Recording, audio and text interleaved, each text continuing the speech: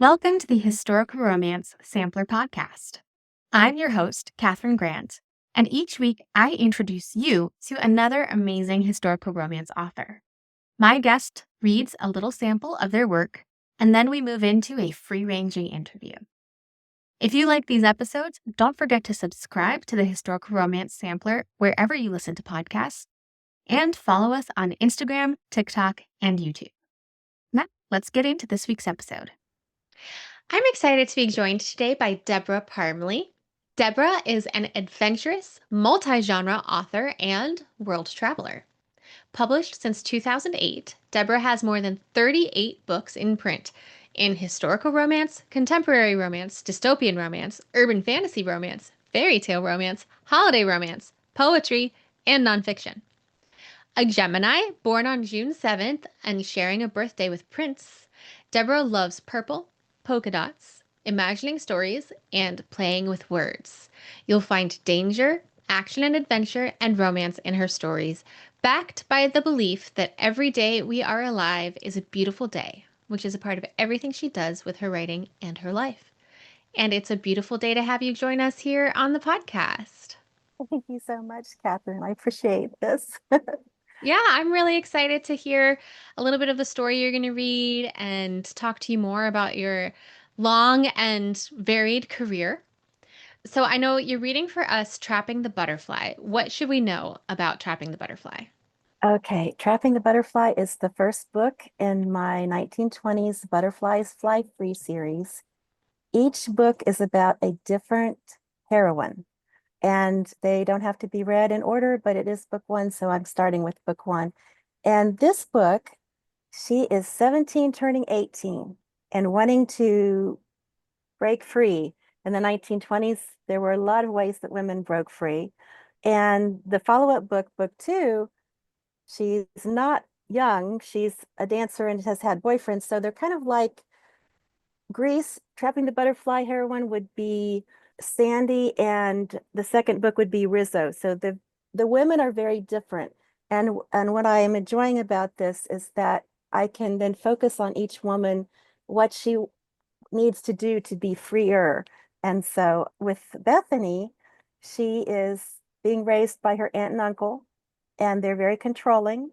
They're planning a trip to Hot Springs, Arkansas, where the book is set, and they will be going to the Arlington Hotel, where Al Capone used to rent the fourth floor. Al Capone will be there with his men, and so will a detective who is watching them. And then there is the man that her aunt and uncle would like her to marry. So there are actually three men interested in Bethany. And I'm going to start you with chapter one to just get the feel of moving into that world. Fantastic. Well, take it away whenever you're ready. Okay.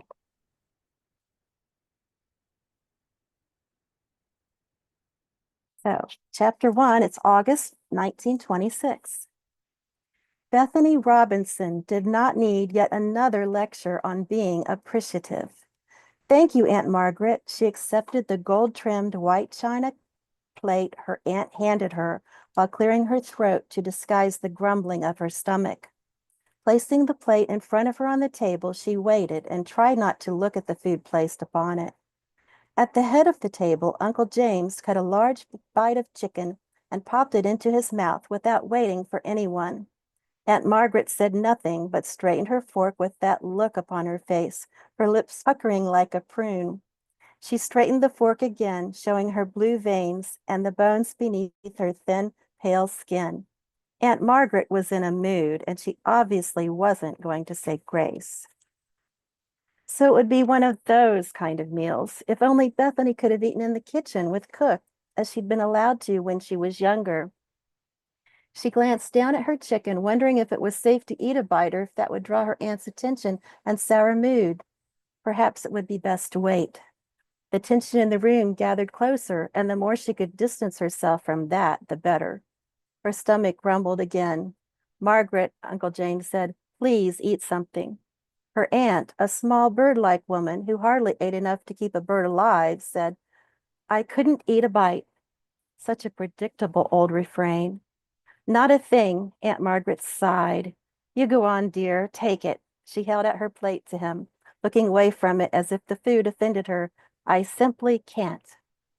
Bethany would have loved for her aunt to have offered her the savory chicken she passed over to Uncle James, but she said nothing and instead cut her own portion into small pieces and ate one slow bite so as not to draw attention to herself. Having an entire breast of chicken all for herself just once would be nice. Her aunt always cut the chicken breast in half. One might fill her up, if anything could. Bethany suspected Aunt Margaret counted how many bites Bethany took. Though counting bites was something Bethany did too, it was different when she did it. 4 more bites. See, out of 5, if she chewed them slowly enough, she might feel full faster. Strange how that sometimes worked. That and drinking lots of water. Though not today, not the way Aunt Margaret stared at her with that look, her brown eyes darkening like storm clouds gathering. Thump. Enough! Uncle James thumped his fist on the table again, his fork still in his hand. Both women turned to him in surprise. "Enough! I am taking you to Hot Springs National Park for the baths, and you will not argue with me." Bethany raised one eyebrow. He wasn't talking to her. She never argued with Uncle James. What was he talking about? What did he mean by enough? "One likes to be asked." Aunt Margaret sniffed and her facial expression turned haughty. "There is no need to speak to a lady in that tone, Mr. Robinson." "Mrs. Robinson, I am asking you to travel with me to the medicinal springs, to partake of the baths and healing properties of the waters." His tone brooked no argument and said just as clearly that he was not asking, but telling. "I will think about it." Uncle James, knowing as well as Bethany did that the phrase Aunt Margaret had just used meant no, then changed his tone and his approach. "I am asking out of concern for you, dear. Your health is no better and seems to be getting worse. I have done everything the doctor asked." "Yes, and now we are going to try a new doctor, one who has had success with women in your condition." What exactly was that condition? They always referred to it as one of Aunt Margaret's spells. Maybe this new doctor would finally have a name for it. "The trip will do you good, and I have a meeting with Mr. Rivaldi after we arrived." "About the merger we've been discussing?" She glanced over at Bethany, then back again. "Yes, he is amiable." "Well, then," Aunt Margaret sniffed, "we shall all go to Hot Springs and take the baths." She shot a pointed glance at Bethany. Bethany placed her hands in her lap and folded her fingers together. "When are we going?" "Next week," Uncle James said. "We'll take a 2-week holiday." He nodded at his wife again. "That should be long enough." Aunt Margaret nodded in agreement. Would 2 weeks be long enough to cure her aunt? That didn't seem like very long. "Oh, but if we're gone that long, that means we'll be away on my birthday," Bethany blurted out and then stopped herself from saying more. This would be her 18th birthday. She'd moved from counting down the months to counting the weeks. Soon she would be of age and no longer under Aunt Margaret's thumb. "We'll celebrate your birthday in Hot Springs. That will make it a very memorable trip." Aunt Margaret smiled a secretive smile. That smile would have made Bethany nervous had they not been discussing her birthday. Just a week left to plan before they left for Hot Springs, Arkansas. Bethany would have to change her original idea, but she would still go through with it. Nothing short of illness or death would stop her from carrying out her plan. Being in Hot Springs might even make it easier. Bethany had never been inside the train station before. She peeked out beneath her wide-brimmed hat as she looked about, taking in the sights and sounds around her. Her aunt resembled a crow in a tailored black worsted jersey suit, gray hat, and black shoes as she darted her gaze about the station, looking for an open space on one of the wooden benches. Not for the first time, Bethany noticed how old-fashioned her aunt appeared in the skirt that came nearly to her ankles. The suit was at least 5 years old, and her aunt wouldn't replace it until it wore out. Despite the fact Mr. Robinson owned his own company and moved among the wealthier members of society, his frugal wife stretched every penny and clung to the older fashions. Most of the women bustling about the station wore newer fashions and shorter skirts. Bethany glanced down at her own navy blue Georgette crepe frock. which fell well below the knee. The long lacy collar, the only pretty thing she liked about it. At least with her wide-brimmed hat, she could duck her head and hide when she wanted to. Oh, wouldn't she wouldn't give to wear one of those shorter dropped-waist dresses with a close hat and bobbed hair, to look like other girls her age and to go dancing with boys. She could not wait for the day when she could pick out her own clothes and go when and where she wanted.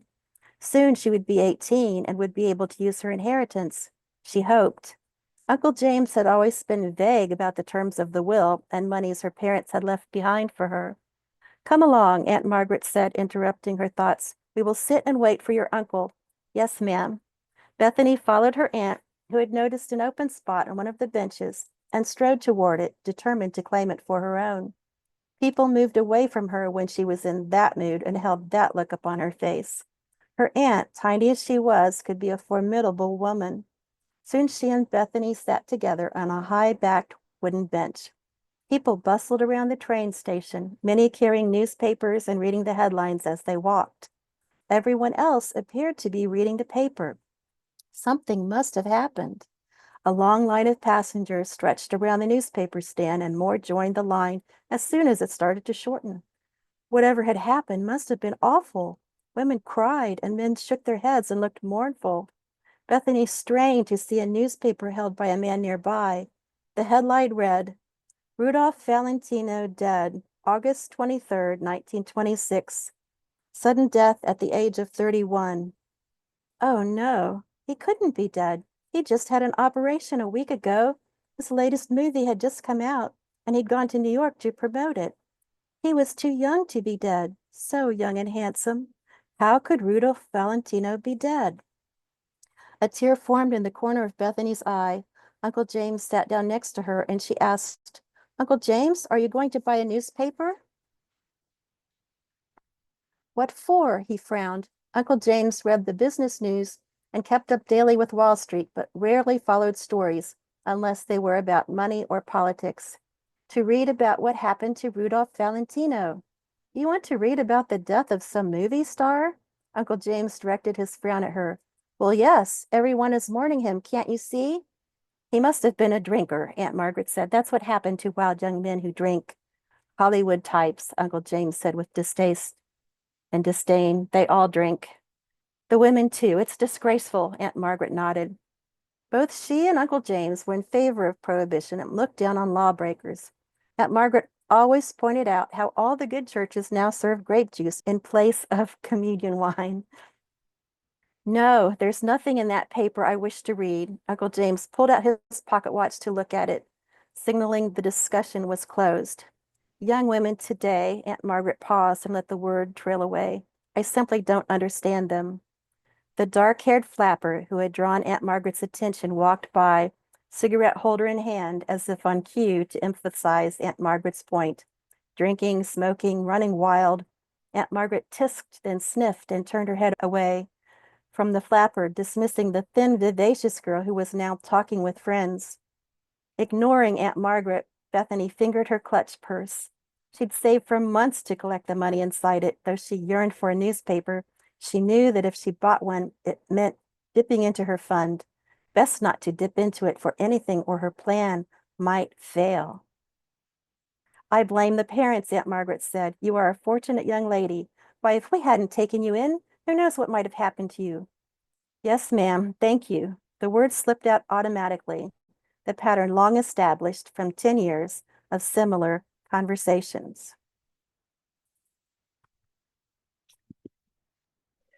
Wow, what a great opening scene that really, pulls us into the 1920s. Yes. Well, I've got lots of questions for you about this, but first we're going to take a quick break for our sponsors. Hey, audiobook listeners! Have you checked out the official Historical Romance Sampler Season 1 playlist on Libro.fm? On the playlist, you'll find historical romances you heard here first that are available to listen to on Libro.fm.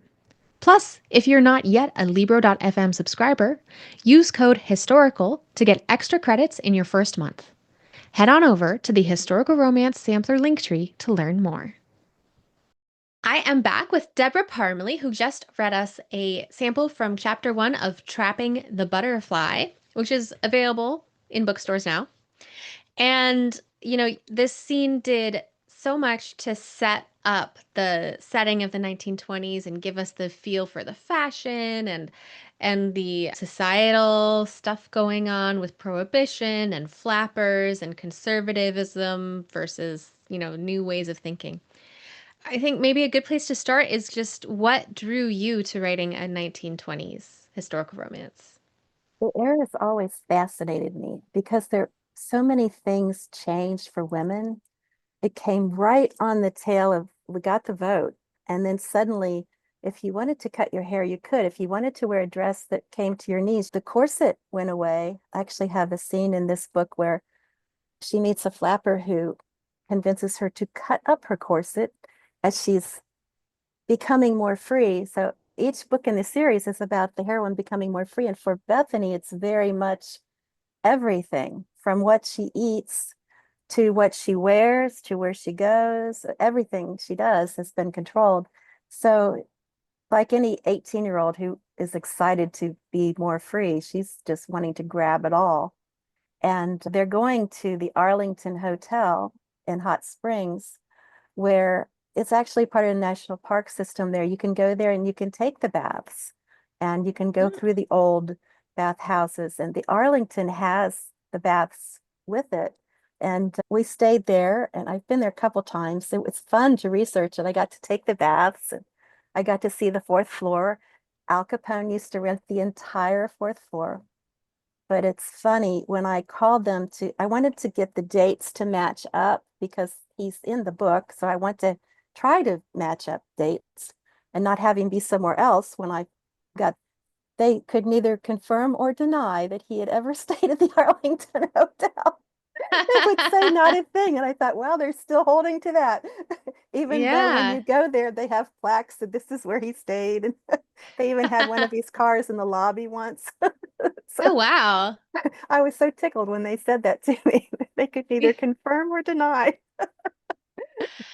So, what was it like to write a real historical character into this story? Does Well, she interact with Al Capone? she does a little bit briefly. I had to grab a time period where I couldn't find him somewhere else because that would make it more likely, because I prefer to bring in actual history. So that helped me decide when.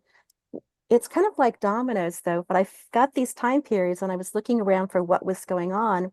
And I came across that newspaper, and that's directly from the newspaper, what they said about Rudolph Valentino. And I said, oh, perfect. It's wonderful when things start to kind of align. Yeah. And so it was a good, because that fits her. She is a young girl. Of course, she loves Rudolph Valentino, and all the young girls did. So, but I started with the idea of her. My heroines always come to me first.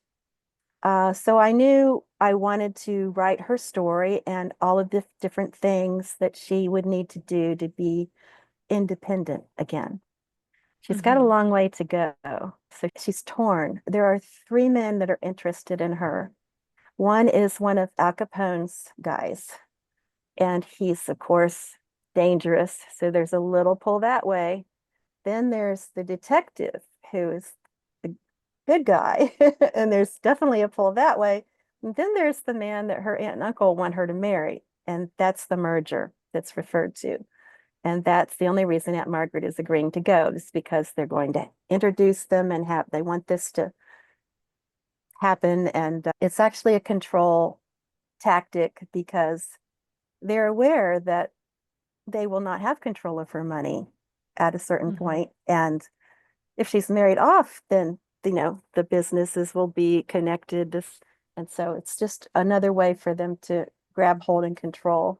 So I won't say much about what happens other than she does go on a date with the fellow they want her to marry to see the Sheik, which is Rudolph Valentino. So that movie is in there.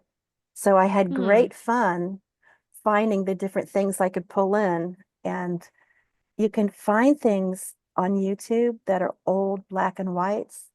So you can actually see the dancing and what they're wearing and the movie. You can find the chic and the songs. So I immerse myself in all of that when I'm writing, and Mhm. things just pop up for me. Just, oh, this is the time period for that same year. This happened. Oh, that's perfect. Yeah. I think it's a really interesting metaphor for the heroine to be an 18-year-old trying, or almost 18-year-old, trying to get control over her own life and figure out what this independence is, to have that be in the time period where women just got to vote. Yeah, And there was so much freedom that it yeah. works on a metaphoric level as well, which is really cool.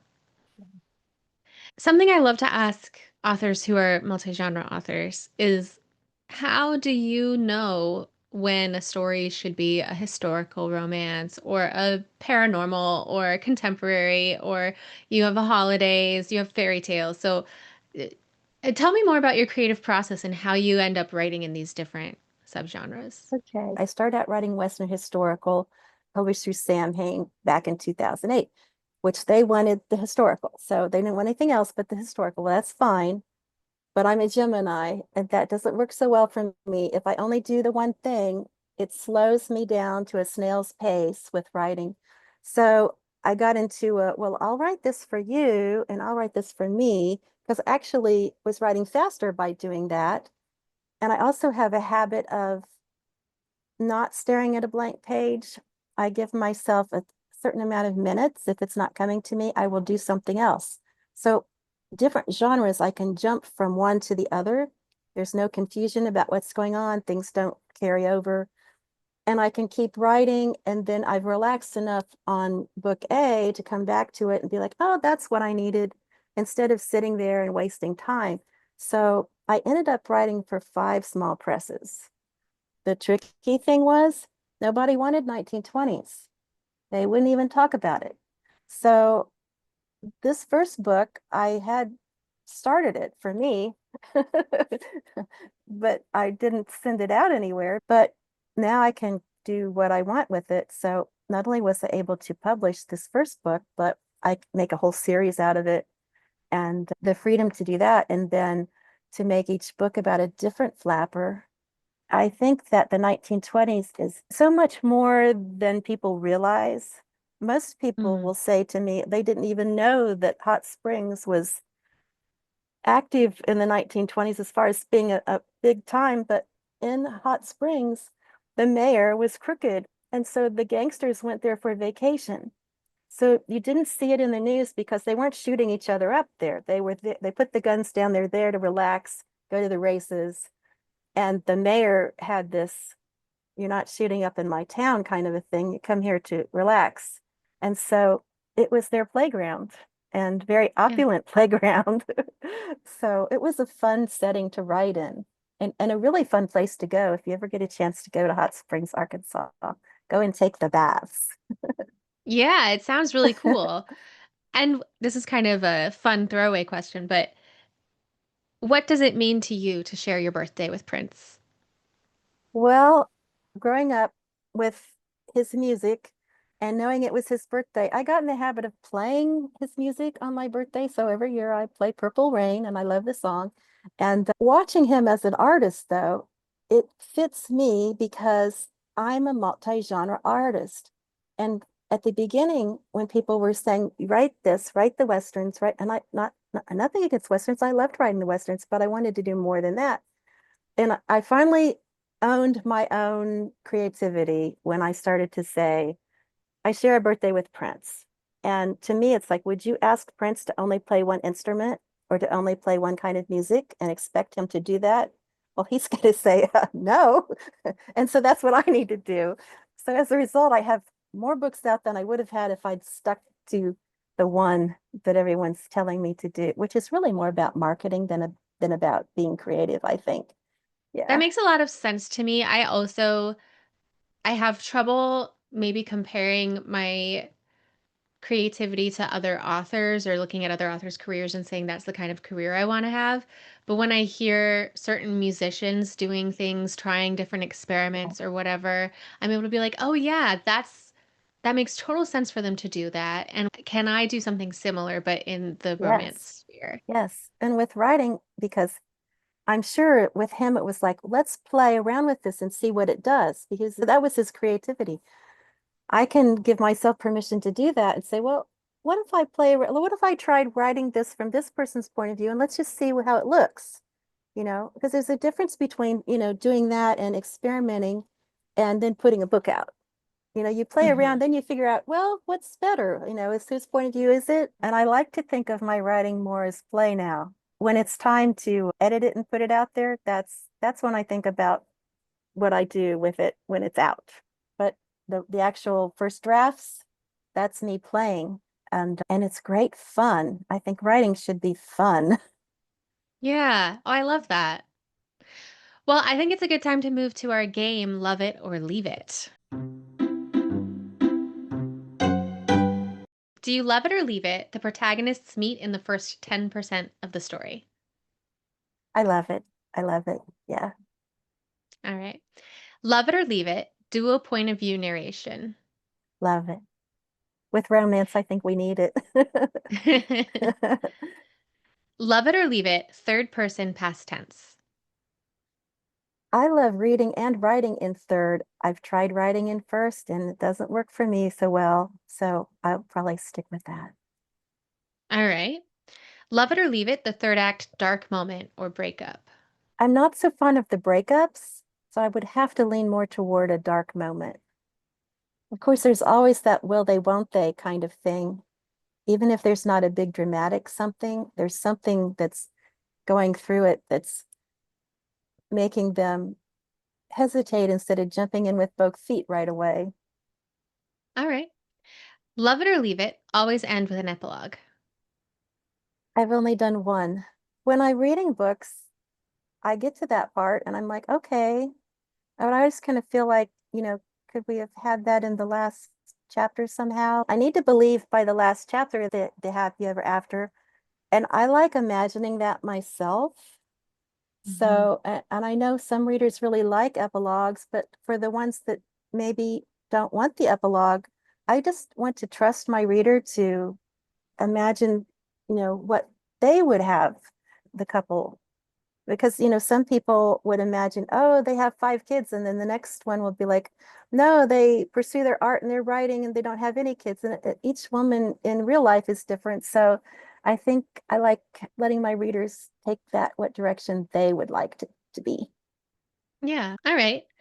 Love it or leave it, always share research in your author's notes. I haven't. I haven't.